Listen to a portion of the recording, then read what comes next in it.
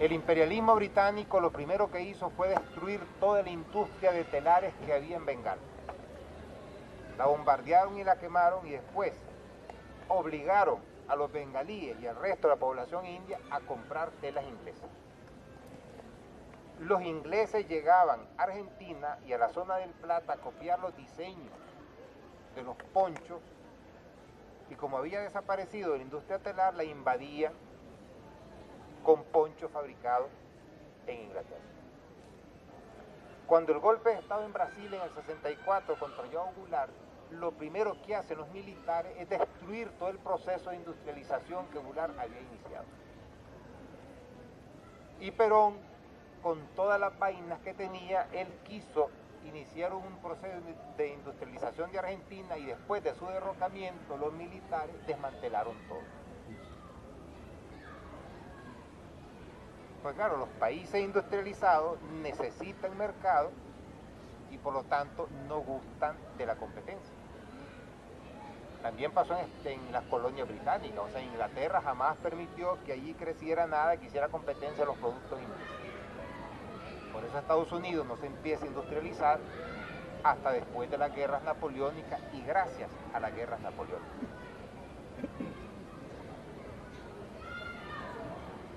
Tampoco se industrializa Portugal.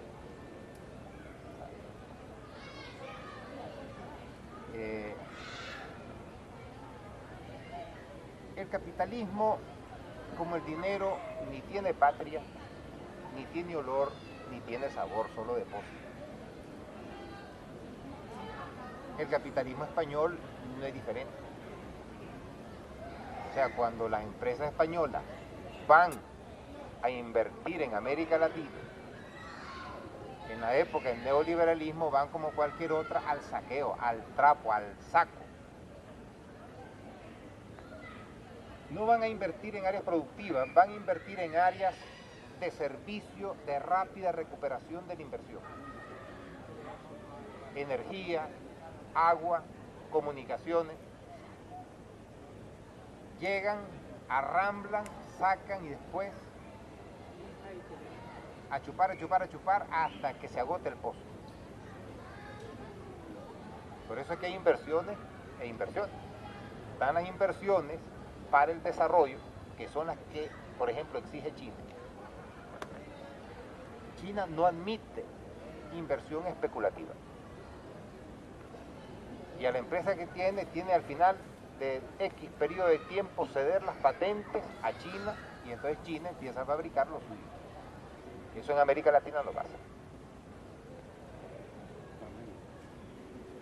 Y las inversiones españolas fueron como cualquier otra, o sea, no es distinto el capitalista español del francés, del canadiense o del estadounidense. Y por eso siguieron la misma suerte que otros, que cuando llegaron gobiernos de izquierda, pues empezaron los procesos de nacionalización de áreas estratégicas. Un país no puede permitir, si quiere un mínimo de desarrollo e independencia, que sus recursos naturales estratégicos estén registrados como estaban los yacimientos de gas de Bolivia, registrados por Repsol en Nueva York como propios. Si quiere llevar el agua y la electricidad a la mayor parte de la población, no lo puede dejar en manos de una empresa privada que va a optimizar necesariamente el beneficio. Eso es así. Y si les digo algo más, una de las causas de la bancarrota de España es porque aquí vendieron el país. Yo recuerdo una frase de Mitterrand en los años en que España estaba entrando a la Unión Europea, que le dijo a sus empresarios y capitalistas: vayan a España, compren España que está en venta. El monopolio más antiguo del mundo, que era tabacalera, desapareció porque se tragó al Taddy. Y el escándalo de Iberia, empresa bandera que, con perdón de las razones, yo estoy batallando a muerte en Nicaragua por tener una línea aérea nacional, porque eso es estratégico para el desarrollo de un país, y aquí van, cataplan y desmantelan la línea aérea y se hunde el turismo, Madrid, no sé qué. ¿Entienden? El capitalismo no conoce fronteras y hay países donde se ve que ningún proceso es permanente y puede que haya establishment que terminen convirtiéndose en oligarquías. Y pensando como oligarquía y sacrificando su país a sus intereses oligárquicos. ¿Ya? América Latina, China, miren, somos complementarios dentro de un orden. Ellos necesitan una barbaridad de cosas que nosotros tenemos y nosotros una barbaridad de cosas que ellos ofrecen a unos precios incomparables. Pero eso no implica o está el riesgo de que cambiemos unas metrópolis coloniales por otras. Porque de lo que se trata en América Latina no es de seguir exportando productos primarios. Se trata de consolidar procesos de desarrollo que permitan insertarnos en mejores condiciones en el nuevo mapa de la economía mundial. O sea, que Chile, en vez de exportar cobre, cree una industria sobre el cobre y exporte productos elaborados. Que Venezuela se convierta, como Noruega, en una gran exportadora de tecnología y derivados del petróleo. Que Nicaragua sea, como Murcia, pues una gran potencia agroexportadora, pero de productos elaborados de alta calidad, con mucho valor añadido. Porque si no, quedamos al final de todas las vueltas en la misma. Está aburrido. Yo voy a cambiar un poco el tema a cosas más concretas. En cualquier caso, la exposición me ha parecido interesantísima. Me ha recordado un poco la revolución Meiji japonesa, pero bueno, allí pasaron de la Edad Media, pero bueno, era más la parte industrial. Hay un par de cosas. Oí a una mujer nicaragüense hace 3 años que había participado en la revolución sandinista, en su momento no me acuerdo cómo se llama. Le oí decir que los derechos se podían perder y a mí me impresionó. Y después en España hemos podido comprobar que efectivamente los derechos se pueden perder. Y luego quería preguntar una cosa muy concreta. Estoy un poco intentando que nos hables de Nicaragua y que lo me he enterado porque no sé qué quiere decir a Venezuela le zumba la maraca. ¿Qué quiere decir exactamente con eso? ¿Qué pasa? ¿Será eso, no? Empezaré con lo de Venezuela. Es una expresión... Más alto, por favor. ¿Se ha cortado? Se ha cortado.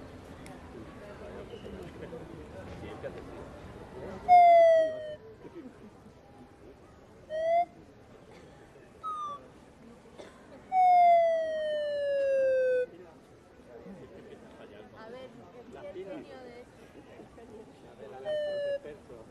Los botones no te quitan. Habla. Habla, a ver.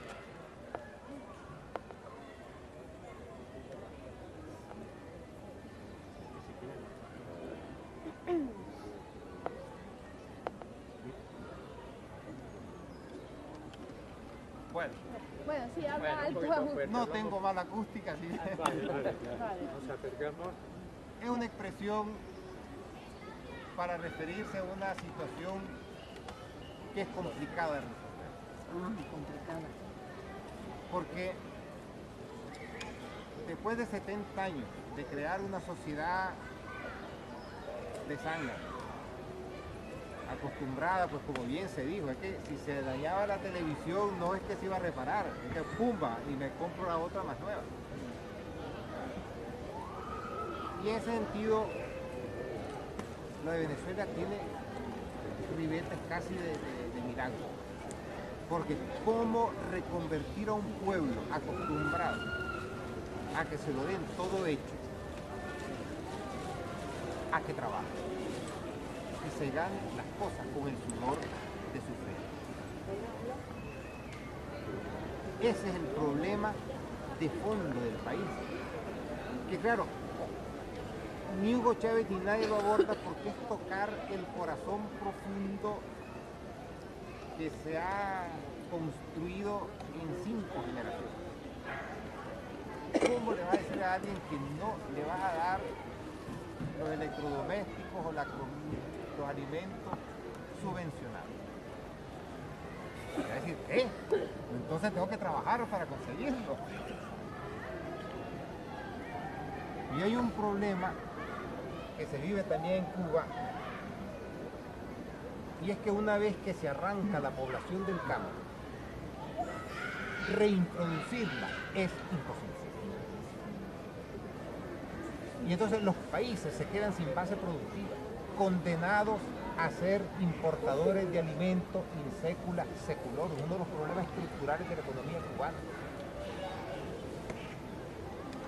Y es un problema estructural gravísimo de la economía venezolana. Nosotros le estamos vendiendo productos alimenticios por un tubo y no vendemos más porque no tenemos.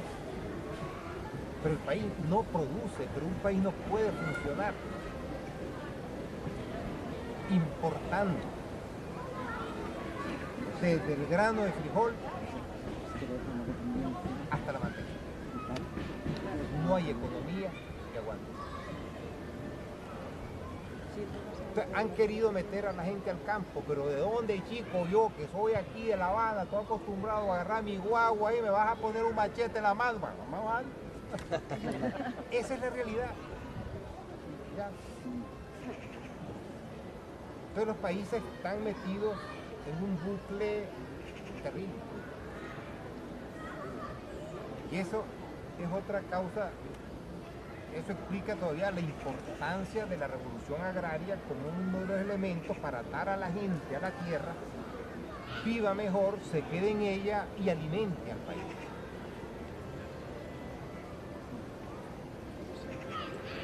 La restauración Meiji, yo la menciono mucho porque Japón hubiera sido otra cosa si hubiera fracasado. Es un proceso que yo invito a la que tenga curiosidad a que lo investiguen. Porque fue el choque, llega, miren, en 1852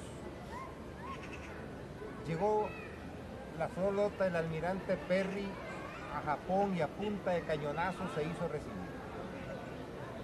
Y después llegaron las flotas europeas y aquello, entonces hubo un estremecimiento en Japón, un país que había vivido aislado hasta ese momento, pero que ya sabía lo que le estaba pasando. Y la clase dominante japonesa se dividió en dos facciones. Los tradicionalistas que decían, bueno, le damos cuatro cosas y no sé qué, que fue lo que hicieron los chinos, para que nosotros sigamos aquí y total que nos importa, mientras no nos toquen nuestros privilegios, no nos toquen nuestros esclavos, nada. Y los otros que decían, no podemos seguir la suerte de China, tenemos que revolucionar Japón. Estalló el conflicto, estalló la guerra y ganaron los partidarios de la reforma en lo que se llamó la restauración Meiji.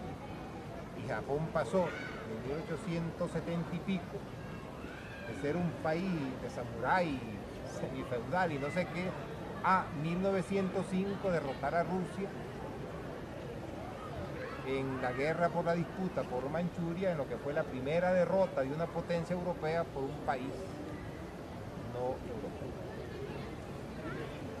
Nosotros necesitamos una restauración Meiji, porque esto se la tomaron en serio, o sea, estos destruyeron el sistema de los samuráis, no los mandaron a matar, los jubilaron. Les reconocieron honores, le dieron un pergamino, pero quiten. Ya, contrataron decenas de miles de técnicos europeos, compraron fábricas enteras, transformaron la tierra, obligaron a los campesinos a leer y escribir y a llevar sus cuentas de que cuánto sacaban de arroz por fanega, por no sé qué, por no sé cuánto, y le dieron una vuelta de calcetín. Y que los derechos se pueden perder. Miren dónde estamos. Si los derechos, miren, las clases dominantes jamás entregan nada. Nunca lo han entregado. Ha sido lucha de siglos con decenas de millones de muertos para ir arañando pedazos. Siempre en precario. A la primera que pueden, el zarpazo. Y con perdón de la expresión, de un huevazo lo dejan a uno con el culo al aire. Yo le digo sinceramente, lo que está pasando aquí en Europa, en España, es asombroso. Escandaloso. O sea, aquí no es que no haya dinero, aquí es que se ha oligarquizado el país. Este país está en manos de una oligarquía archirreaccionaria que ha vendido a España y como que pueda los vende a ustedes. Reabren los mercados de esclavos, le están haciendo, miren. No, les voy a contar esto que poco lo saben. Yo publiqué en el diario El Mundo, donde escribí 10 años, hasta que al hacerme embajador el Pedro J me corrió. O sea, lo tengo que llamar ahora para decirle, mira, ya dame, a ver si me vuelve a emitir. Un artículo que llamé yo, y no es que me lo sepa de memoria, es que lo rehusé para un trabajo, y me acuerdo, lo llamé Emigración y Capitalismo Global. Y yo ya expongo con datos, porque esta cosa hay que acompañarla con datos, de que el capitalismo triunfó en Europa gracias a dos fenómenos. Y las cifras están ahí implacables. Uno, que existía un enorme continente que poblar, que era América. Y aquí se evitó la explosión social que hubiera dado al traste con el capitalismo, incluso fletando barcos donde sacaban a la gente gratis. O sea, la burguesía, los gobiernos contrataban flotas enteras y le decían a la gente, váyanse a Canadá, a Estados Unidos, donde quieran, pero váyanse. Eso no era tráfico de esclavos, pero más o menos. El otro fenómeno fue el imperialismo, que también necesitaba gente para poblar las colonias. Sin esos dos fenómenos aquí el capitalismo no triunfa, porque la miseria a la que llevó a grandes sectores de la población había terminado estallando en revoluciones sociales, y de hecho estallaron. Pero encontraron la fórmula esta de la inmigración y por ahí todos los revolucionarios al barco encadenados por su libre gusto a dar guerra a otra parte. Pero ahora ni hay una América que poblar, porque allá está la cosa tampoco como hace 2 siglos, ni hay imperialismo al que recurrir, porque ya ni China ni la India se dejan, y no solo no se dejan, sino que están quebrando un montón de sectores económicos europeos.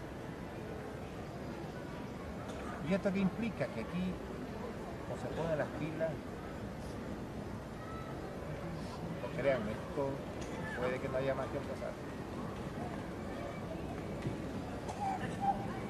Ese es otro tema, la inserción. Europa creó lo que le llaman el estado del bienestar sobre un sistema de expolio mundial. O sea, eso es como que 2 y 2 son 4. Pero ese sistema está en su fase de liquidación. Además, muchas de las antiguas colonias son hoy una competencia descomunal. China, India, estamos hablando de un poder económico gigantesco. Entonces, ¿cómo inserta este modelo económico en un mundo donde la pauta la marcan los modelos económicos de China e India?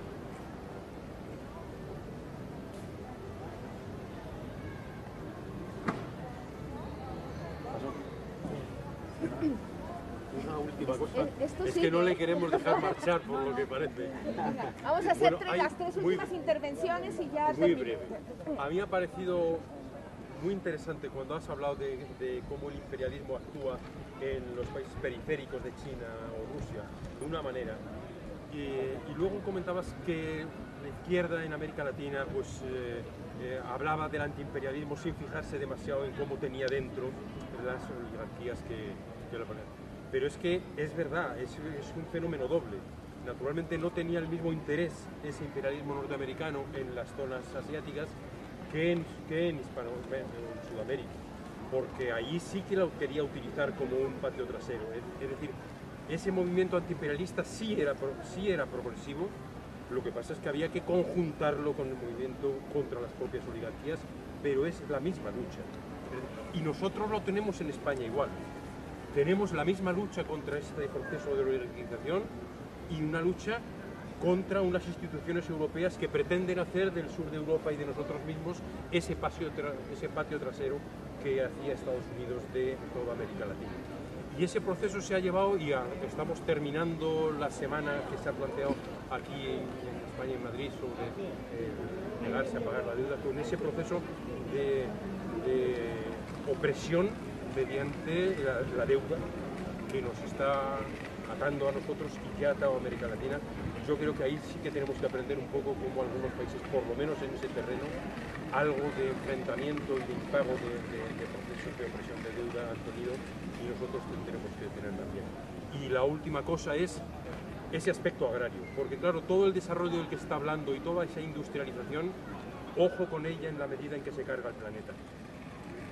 Y por tanto, ese aspecto de crear la mejora de la calidad de la vida sobre la base de la revolución en el propio campo y en otra estructura industrial diferente que sea menos agresiva con la ecología y con el futuro del planeta, pues también es importante, porque todo ese desarrollo que se ha producido en los países imperialistas o en Europa, en la medida en que se produzca de la misma manera en China y en India y en Brasil, es decir, tenemos planeta para pocos diferentes. Tiene que ser de otra manera. No iba a hacer más preguntas, pero lo que está claro es que aquí yo lo que pienso es que la colonización española pudo ser mala, sin duda, pero yo creo que se ha llenado de infamia en parte de la izquierda, y es así, porque los que se sirvieron de la independencia de los países suramericanos fueron Inglaterra y Francia, ¿no? Está claro, y bueno, decía la pasionaria, necesitamos una España pobre y atrasada para imponerle pactos leoninos y para someterla a nuestros designios, ¿no? O sea, lo que está claro es que no interesa el desarrollo de Hispanoamérica, ¿no? Y bueno, un poco lo que decía Rita, ¿no? ¿Hasta qué punto interesa que esas oligarquías agrarias y tal se transformen en países industriales, que se desarrolle otro tipo de industria? ¿Le interesa el imperialismo? Yo creo que no. Yo creo que no le interesa, ¿no? Y Estados Unidos, bueno, ha lanzado todo tipo, y los anglosajones han lanzado todo tipo de infamias acerca de la colonización española, yo creo. Ahora sí ya terminamos. Vean, la propaganda siempre ha sido un factor político esencial. Yo les recomiendo que lean a Chomsky, a Noam Chomsky, cómo, por ejemplo, se manipuló a la opinión pública estadounidense para meter al país en la Primera Guerra Mundial a través de unas campañas masivas.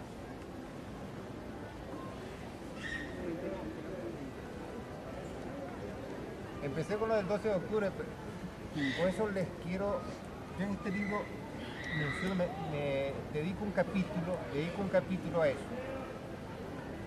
Porque de las independencias, los grandes perdedores, los mayores perdedores, fueron los pueblos indígenas. España desarrolló, y esto se sabe poco, y en América se sabe nada, a través de las leyes de Indias, lo que yo he llamado el primer sistema de derechos humanos del mundo. Porque después del periodo de colonización que duró 50 años, vamos señores, no duró 300 años y la colonia fueron 310 años, y que fue violento en unas partes y en otras no, en Nicaragua no pasó prácticamente nada. Aunque quieren construir una historia porque hubo un cacique que se levantó con 100 indios, peleó con 20 españoles y lo derrotaron, y ahora quieren convertir aquello en una batalla de 100.000 indios contra, ¿saben? Este disparate Pero no, llegó uno, habló con ellos, les dijo que sí, que entraran, llegaron, se quedaron y al final, durante la colonia, se hizo un país absolutamente mestizo. ¿Ya? Y creó un sistema en el que incluso en la Nueva España y en el Virreinato de Lima se abrieron, fíjense, cátedras para que los indígenas pudieran estudiar en sus lenguas. Y los misioneros españoles que iban a trabajar con los pueblos indígenas tenían que aprender las lenguas de los pueblos para catequizarlos en sus idiomas. Y es cierto que los explotaban, pero también les reconocieron los derechos a las tierras, derecho a la justicia, a su lengua, a su educación, a cosas que hoy andan en Nicaragua, en Bolivia, en Chile, los pueblos indígenas buscando las cédulas reales de la corona para sustentar los derechos que tenían.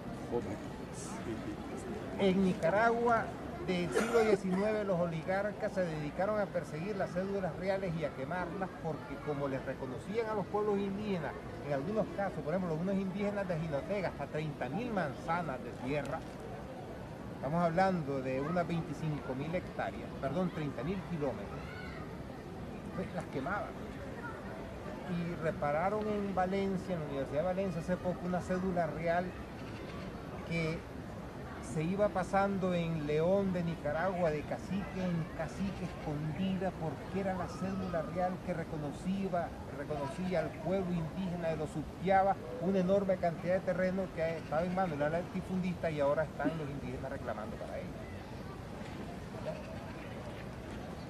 Porque lo primero que hicieron las oligarquías fue borrar todo el sistema de leyes de Indias, declarar que los indios no eran dueños de nada. Y aparte de los genocidios en Uruguay y Argentina, se inició el expolio masivo y la negación de estos pueblos. Eso es historia viva y real. Y está ahí la paradoja, repito, de los pueblos indígenas buscando las reales cédulas del 18 para reivindicar sus territorios históricos. Y hoy no hay en América ninguna universidad donde se enseñe en lengua indígena en ningún lado, salvo en Paraguay donde el guaraní es código. Y eso sí ya existía en el siglo XVIII.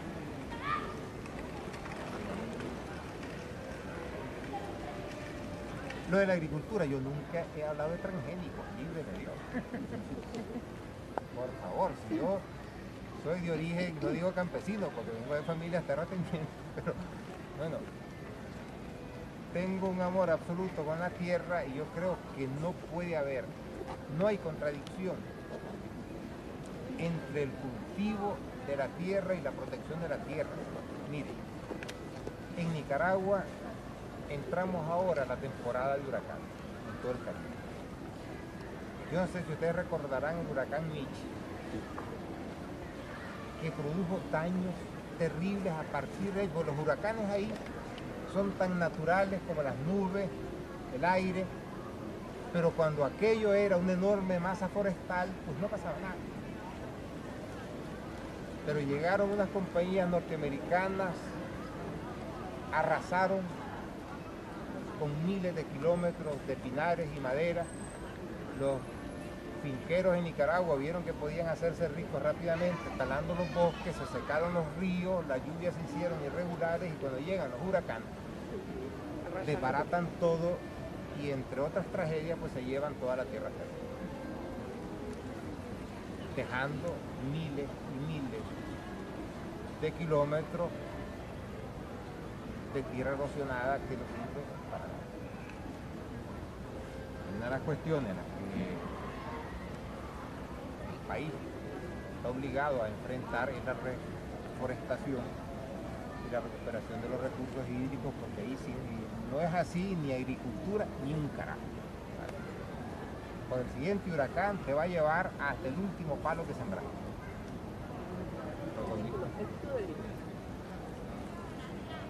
Ensayo sobre su desarrollo. Ensayo sobre su desarrollo. Lo ha publicado acá. Acá el tiempo. En la librería. No, la librería ya no, entiéndanme. Las librerías aquí se publican 60.000 libros al año. De media los libros están en exhibición un mes y llega la siguiente remesa. Pero los libros los tienen en bodega para que se pidan. Y eso lo sé yo porque en la librería de la Autónoma llegaba uno, veía un libro, llegaba los 2 días y ya no estaba. Bueno,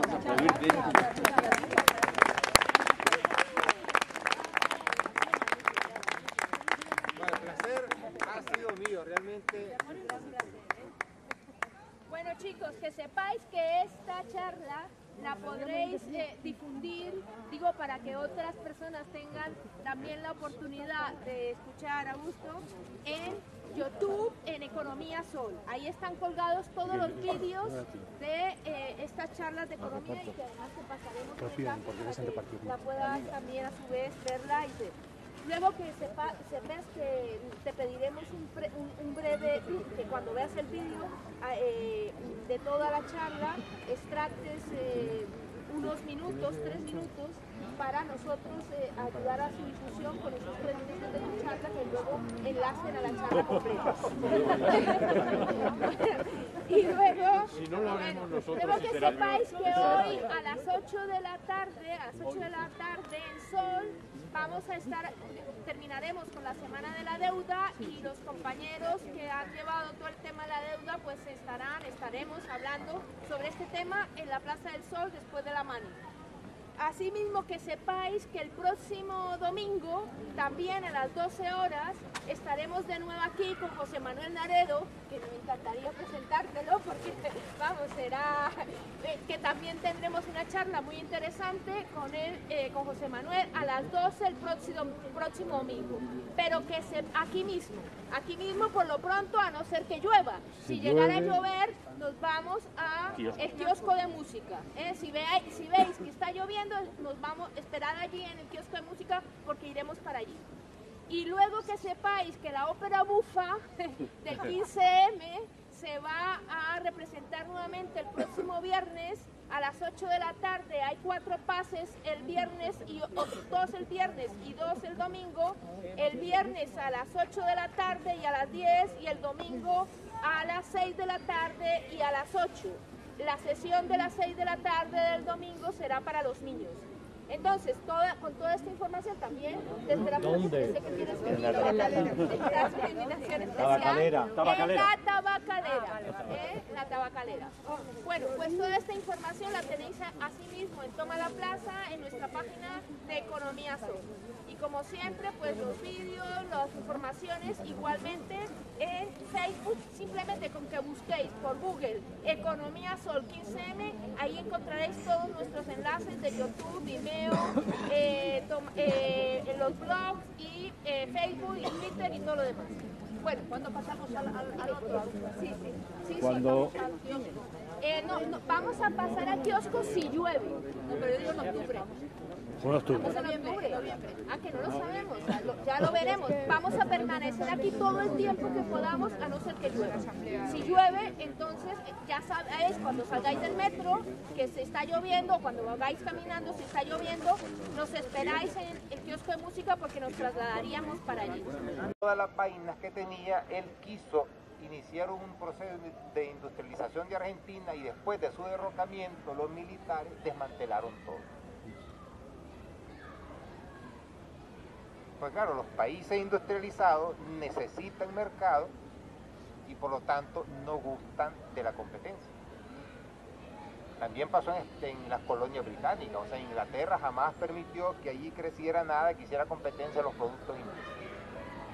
Por eso Estados Unidos no se empieza a industrializar hasta después de las guerras napoleónicas y gracias a las guerras napoleónicas.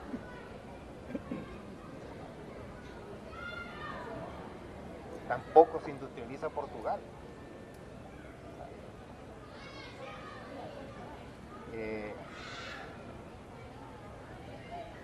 El capitalismo, como el dinero, ni tiene patria, ni tiene olor, ni tiene sabor, solo depósito. El capitalismo español no es diferente. sea, cuando las empresas españolas van a invertir en América Latina, en la época del neoliberalismo van como cualquier otra al saqueo, al trapo, al saco. No van a invertir en áreas productivas, van a invertir en áreas de servicio de rápida recuperación de la inversión. Energía, agua, comunicaciones, llegan al mundo. El imperialismo británico lo primero que hizo fue destruir toda la industria de telares que había en Bengala. La bombardearon y la quemaron y después obligaron a los bengalíes y al resto de la población india a comprar telas inglesas.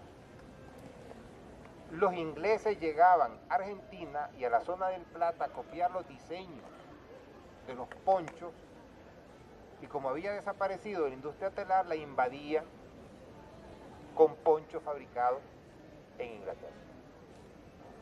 Cuando el golpe de Estado en Brasil en el 64 contra João Goulart, lo primero que hacen los militares es destruir todo el proceso de industrialización que Goulart había iniciado. Y Perón, con todo, arramblan, sacan y después a chupar hasta que se agote el pozo. Por eso es que hay inversiones e inversiones. Están las inversiones para el desarrollo, que son las que, por ejemplo, exige China. China no admite inversión especulativa. Y a la empresa que tiene al final de X periodo de tiempo ceder las patentes a China, y entonces China empieza a fabricar lo suyo. Eso en América Latina no pasa. Y las inversiones españolas fueron como cualquier otra, o sea, no es distinto el capitalista español del francés, del canadiense o del estadounidense. Y por eso siguieron la misma suerte que otros, que cuando llegaron gobiernos de izquierda, pues empezaron los procesos de nacionalización de áreas estratégicas. Un país no puede permitir, si quiere un mínimo de desarrollo e independencia, que sus recursos naturales estratégicos estén registrados, como estaban los yacimientos de gas de Bolivia, registrados por Repsol en Nueva York, como propios. Si quiere llevar el agua y la electricidad a la mayor parte de la población, no lo puede dejar en manos de una empresa privada que va a optimizar necesariamente el beneficio. Eso es así.